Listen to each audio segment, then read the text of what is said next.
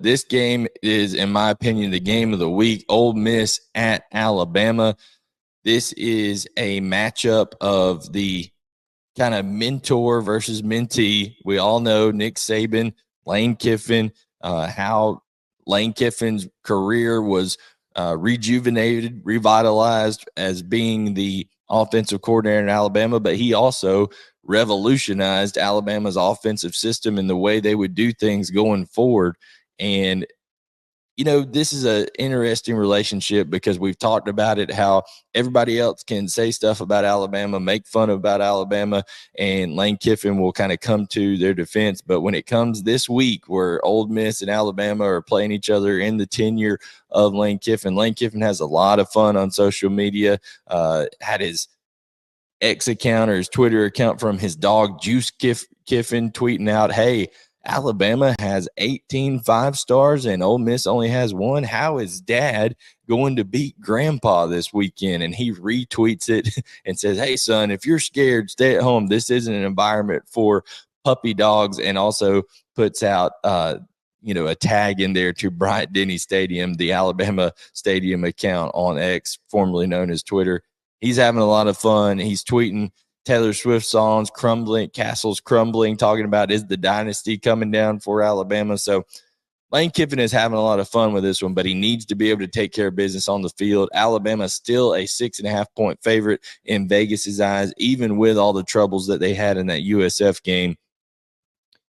My question is, can Alabama score with Ole Miss? Because I think Ole Miss is going to get some points. They've got Caden Prieskorn, who is practicing, getting first-team reps, is out there doing his thing, albeit in a non-contact jersey. Trey Harris wasn't in the last practice availability that was seen out there. He wasn't actually going through the reps, but did have a non-contact jersey on, was in full pads, but wasn't doing as much as Prieskorn was.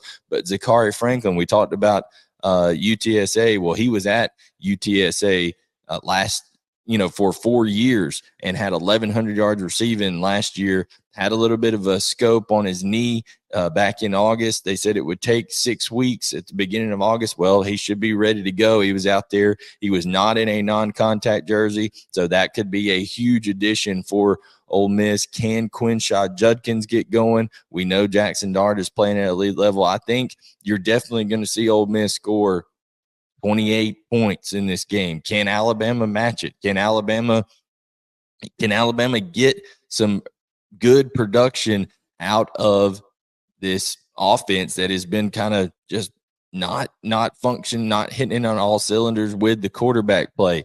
Jalen Milroe stared down a couple of receivers in that Texas game, locked on people. They picked him off. Will he make better decisions? But my big question for Alabama is, if you want to be able to score with Ole Miss, if you're Nick Saban, allow Tommy Rees to call this game in a similar fashion to a 2020 Notre Dame game when he had Ian Book at quarterback. I put out a tweet yesterday with some video of quarterback design runs, some play action pass where he got Ian Book out on the perimeter, gave him a run pass option on those play action passes, and also gave him just some simple 1-2 reads with a mobile quarterback. Tommy Rees is used to being able to call a game like that with a mobile quarterback, but they have to tailor this offense to Jalen Milroe. If he's going to be the guy, you have got to get some things going like more zone read, zone bluff with a wrapper going around a lead block for him, being able to run some power read, some sprint out passes where you cut the field in half, give him the option to run some bootleg from under center, off of outside zone, things of that nature.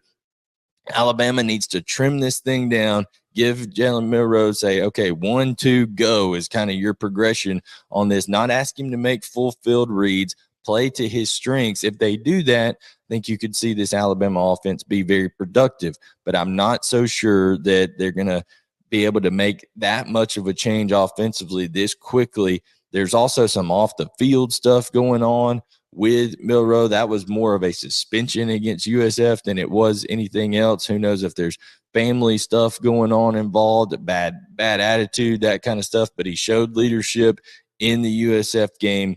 came along, did what he needed to do. Saban knows he's the best option. They need to get better offensive line play. Pete Golding knows this Alabama team inside and out, personnel-wise. He knows their strengths.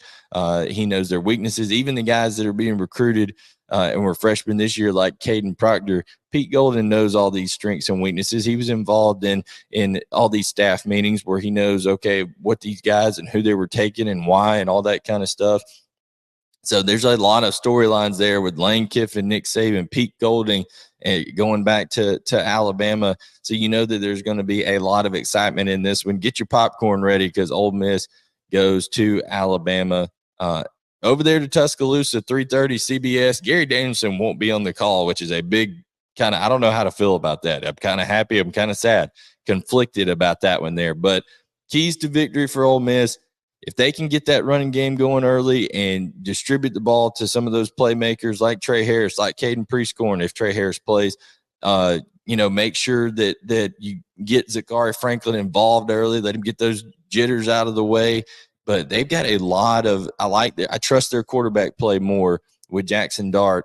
I just think if they can avoid bust on the back end of their secondary, which they did have a couple against Tulane, and they also gave up a couple of things, I think, against, 400-something yards of offense to Georgia Tech. So they've got to tighten it up defensively. But Pete Golding knows that offensive system that Nick Saban likes to run as well as anybody. He practiced against it every day for the last several years.